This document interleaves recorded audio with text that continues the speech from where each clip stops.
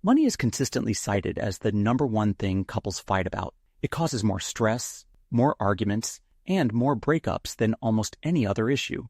But it absolutely does not have to be that way. If you and your partner are constantly clashing over spending habits, or if you avoid the topic altogether because it always ends in tears, you're in the right place. Today, we are going to fix that.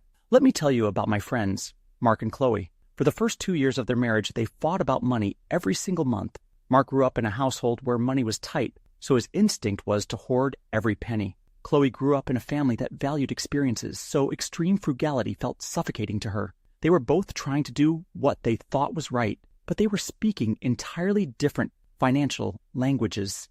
The math of joint finances is actually the easy part. The hard part is the psychology and the deeply ingrained values we bring into a relationship. When you argue about a credit card bill, you usually aren't arguing about the math. One person is arguing for security, and the other is arguing for freedom. Recognizing that you and your partner have different money scripts is the very first step toward building a unified vision instead of a battleground.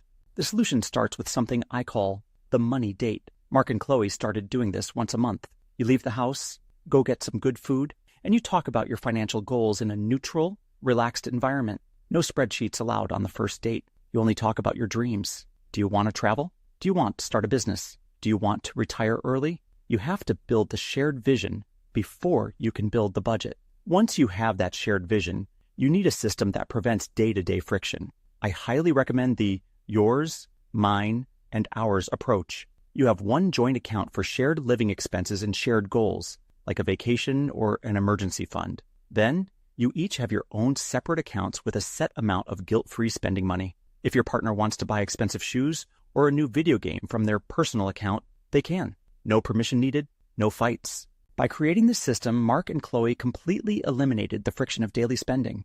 Mark felt secure because the joint bills were automated and their emergency fund was growing. Chloe felt free because she had her own guilt-free money to spend on things she valued. They stopped policing each other and started acting like teammates working toward that corkboard of shared dreams. Look, you will still have disagreements occasionally. That is just part of sharing a life with another human being.